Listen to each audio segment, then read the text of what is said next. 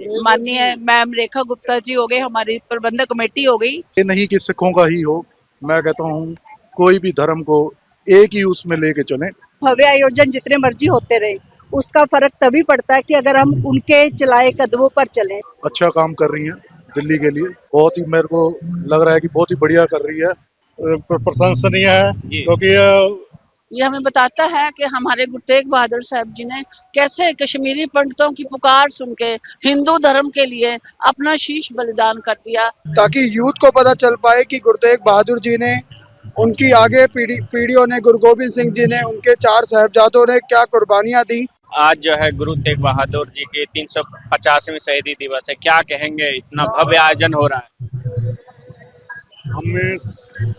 हमें सबको इस शहीदी शताब्दी को मिलकर बनाना चाहिए, क्योंकि गुरु साहब ने सभी धर्म की आजादी के लिए अपनी शीश कटवा दिया था अपने शिष्यों के साथ। आज जिस तरीके से आयोजन हो रहा है, दिल्ली के मुख्यमंत्री रेखा गुप्ता भी आई, क्या कहेंगे, क्या इससे पहले ये आयोजन, इस तरीके के भव्य आयोजन होता था? नहीं, इस सरकार को इसमें जो मदद की है वो काफी प्रशंसनीय है, क्योंकि सरकार की सहायता के बिना ऐसे बड़े समागम करने पॉसिबल भी नहीं है। आप क्या कहेंगे? गुरु साहब की 350वीं शताब्दी पे पहले तो मैं उनको शत नमन करती हूँ, और इतने भव्य आयोजन के लिए मैं सरकार का भी धन्यवाद करती हूँ, और गुरुद्वारा प्रबंधक कमेटी का। वैसे गुरुद्वारा प्रबंधक कमेटी अपने लेवल पे भी बहुत अच्छे प्रोग्राम करती रहती हैं। मेन बात कहने की यहाँ पे ये है कि भव्य आयोजन जितने मर्जी होते रहे, उसका फर्क तभी पड़ता है कि अगर हम उनके चलाए कदमों पर चलें। जो उन्होंने हमें शिक्षा दी है गुरु साहब ने, गुरु तेग बहादुर जी ने अपने लिए नहीं, हिंदुस्तान के लिए अपना शीश जो है वो कटवा दिया। अपने उनके जो भाई मतीदास, भाई सतीदास, भाई दयाला जी, उन्होंने भी अपना शहीदी दी। तो उस शहीदी को अगर हम थोड़ा भी हमारा उनके प्रति श्रद्धांजलि तभी होगी अगर हम उनके चलाए कदमों पर चल सके। दिल्ली सरकार ने जिस तरीके का आयोजन किया, पूरे जो है तेग बहादुर जी के बारे में, पूरे इतिहास के बारे में बताया जा रहा है, युवाओं को भी प्रेरित किया जा रहा है इतिहास के बारे में लेजर लाइट के माध्यम से। अच्छी चीज़ है, ये ऐसी चीज़ें होती रहनी चाहिए। सरकारें सहयोग देंगी तभी हम अपने धर्म और उस पे कायम रह सकेंगे।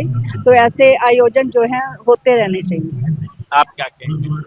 मैं यही कहना चाहूँगा कि सिख हिस्ट्री और गुरु तेग बहादुर जी की हिस्ट्री हमारी हिस्ट्री बुक्स में आनी चाहिए। सरकार से यही अपील है मेरी, ताकि यूथ को पता चल पाए कि गुरु तेग बहादुर जी ने, उनकी आगे पीढ़ियों ने, गुरु गोविंद सिंह जी ने, उनके 4 साहिबजादों ने क्या कुर्बानियां दी, जिसकी वजह से आज हमारा देश आज़ाद है। हमारा देश एक पर्टिकुलर रिलीजन को बनकर नहीं रह गया, and we are living in a secular country, जहाँ पर सभी तरह के धर्म जाति बिना किसी लड़ाई के, बिना किसी हिंसा के रह पा रहे हैं। तो ये कुर्बानियां हमारी हिस्ट्री बुक्स में होनी चाहिए, ताकि यूथ को भी पता चल पाए कि एक्चुअल में क्या रीजन था, क्या कुर्बानियां दी गई हैं गुरुओं की तरफ से, जिसकी वजह से हमारा देश आज मुगल एम्पायर से सुरक्षित है, आज़ाद है।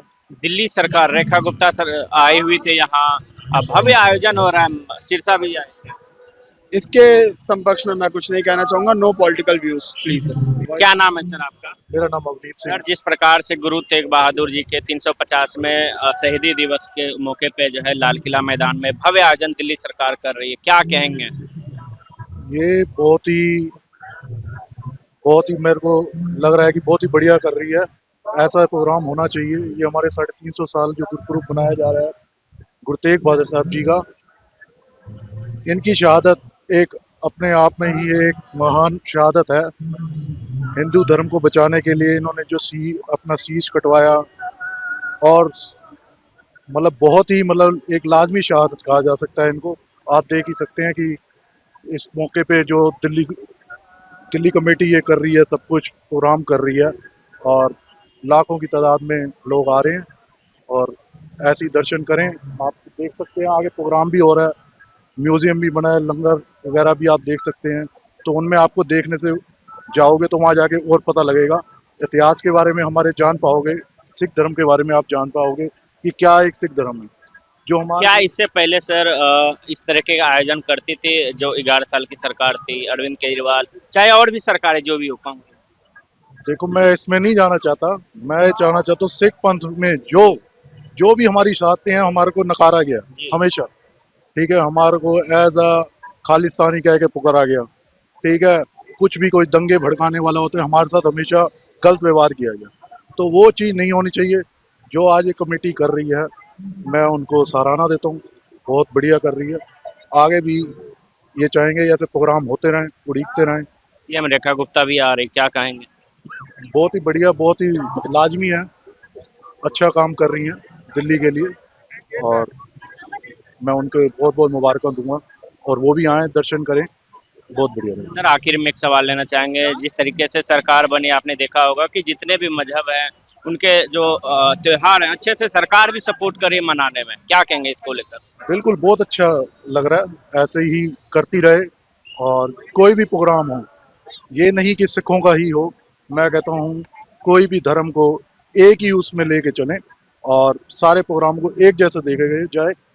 और सिखों को थोड़ा अलग नीति से जो सरकार देखती है, मैं उसमें गहराई से दिखाना चाहता हूँ कि वो चीज़ ना हो। हाँ, एक कुछ सिख बदलता हुआ को दिख रहा है। खालिस्तानी में ना प्रोटेक्ट किया जाए कि अगर सिख कुछ गलत करता है तो उसको खालिस्तानी का टैग दे दिया जाए। अल्लाह नूर पाया कुदरत के सब बंदे कुदरत के सब बंदे कौन भले कौन मंदे।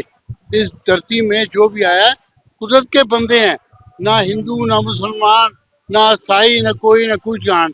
सो एक कबीर जी का वो है कि एक नूर ते सज उपजे कौन भले कौन मंदे।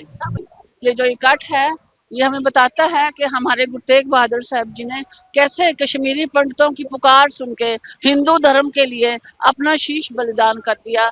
और उन्होंने क्या बलिदान किया, अब उनसे बेटे उनके पोते सब ने शहादतें दी हैं। उनको कोटि कोटि प्रणाम। और ये इतना इतना इम्पोर्टेंट दिवस है कि एक पहली पूरे वर्ल्ड में एक पहली अचीवमेंट है जो गुरु तेग बहादुर ने हिंदू धर्म के लिए, जो हिंदू धर्म जो बज रहे हैं टल बज रहे हैं वो बज रहे हैं कि गुरु तेग बहादुर साहब की शहादत से और इन्होंने जनेऊ की रक्षा की। तो ये बहुत बड़ी मानता है, बहुत बलिदान है। सरकार का भी बहुत ज्यादा बहुत अच्छा ये उपराला है जो दिल्ली सरकार ने किया है। एसजीपीसी गुरुद्वारा प्रबंधक कमेटी ने भी जो उपराला किया है बहुत अच्छा किया है। आपके हिसाब से लग रहा है सनातनियों की सरकार है, जिस तरीके से रेखा गुप्ता ने भव्य आयोजन किया है, आपने कहा कि गुरु तेग बहादुर जी ने रक्षा की है, तब वो मैं तो आपको पहले ही कह रही हूँ, ये मैं तो कह रही हूँ बहुत बहुत अच्छे एफर्ट्स हैं। माननीय मैम रेखा गुप्ता जी हो गए, हमारी प्रबंधक कमेटी हो गई, ये बहुत अच्छा उपराला है। Thank you. बहुत वर्दी प्रेजमेंट है कि इन्होंने हमें पूरे हिंदुस्तान को पूरे वर्ल्ड को जोड़ा है। और ये जो प्रोग्राम है पूरे वर्ल्ड में जा रहा है, तो इसलिए उनकी महानता की कीमत कहीं नहीं पाई जा सकती। सर आखिर में क्या कहना चाहेंगे? सिख भाई बहन सुन रहे, हिंदू भाई बहन सुन रहे, जिस तरीके से आपने बात कही, आखिर में क्या संदेश देना चाहेंगे? एक सिख धर्म ऐसा धर्म है जो सबको प्यार करता है और इसमें कोई भेदभावना नहीं है। कबीर जी ने बोला था जो मानस की जात सबे एक के पहचान है, ना को बैरी नहीं कोई बेगाना, कोई सारे अपने हैं। तात पर आई बिसर गई सब तात पर आई, जब ते साथ संगत में पाई, सब हिंदू सिख ईसाई सब भाई भाई हैं। क्या नाम है सर आपका? सर सत्येंद्र सिंह जी। सर जिस प्रकार से आज श्री गुरु तेग बहादुर जी के 350वें शहीदी स्मृति में जिस प्रकार से आज भव्य आयोजन हो रहा है, दिल्ली सरकार और गुरुद्वारा प्रबंधन कमेटी क्या कहना चाहेंगे इस आयोजन को लेकर? हम अच्छा कर रहे हैं। हमारे लिए इन्होंने काफी हमारे लिए सुविधाएं दी हैं इन्होंने जी।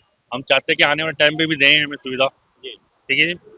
जिस तरीके से लेजर लाइट्स लगा हुआ है, इतिहास के बारे में बताया जा रहा है, जो गुरु तेग बहादुर जी हैं उन्होंने किस तरीके से लड़ाइयाँ लड़ी। सर इससे ये होगा कि आने वाली जो पीढ़ी है वो जानकारी रखेगी भी हाँ भी ऐसे कभी हिस्ट्री में हुआ था। क्यों सर? हिंदुस्तान में ऐसे हिंद की रक्षा के लिए जो आताई शासन था उससे बचने के लिए गुरु महाराज ने जो शहादत दी है उसको पूरा समाज सम्मान कर रहा है आज। और उस समय में एक अत्याचारी शासन था, उसके विरोध में सबने इकट्ठे होकर गुरु महाराज से प्रार्थना की, हे महाराज इस समय आप ही रक्षा कर सकते हो। और तब उन्होंने कहा कि मैं कोई बड़े आदमी का बलिदान होगा, तो उस समय गुरु गोविंद सिंह जी 9 साल के सन, उन्होंने कहा कि आपसे बड़ा कौन बलिदानी हो सकता है गुरु महाराज।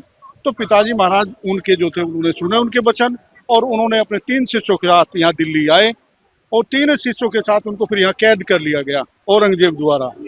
और जहाँ शीशगंज साहब गुरुद्वारा है वहाँ तो उनके 3 शिष्यों को, एक को जला करके रुई लपेट के जला दिया गया, उनको उस तरह से मारा गया, और दूसरे को उबलते हुए देग में डाल दिया गया, और एक को आरे से चीर दिया गया। ये इसलिए किया गया कि यहाँ के लोग घबरा जाएं और इस्लाम कबूल कर लें। लेकिन औरंगजेब से घबरा करके हमारे जो भाई आए थे, जो सिख साहिबान आए थे, उन्हों के मुंह से एक चीख तक नहीं निकली। बानी का जाप करते रहे, गुरु महाराज की बानी का, और वो शहीद हो गए। अंत में औरंगजेब ने गुरु तेग बहादुर जी का भी शीश कटवा दिया यहाँ कि इससे घबराएं और हिंद के सारे लोग मुस्लिम हो जाएं। उसका ये था कि यह सब मुस्लिम बन जाएं।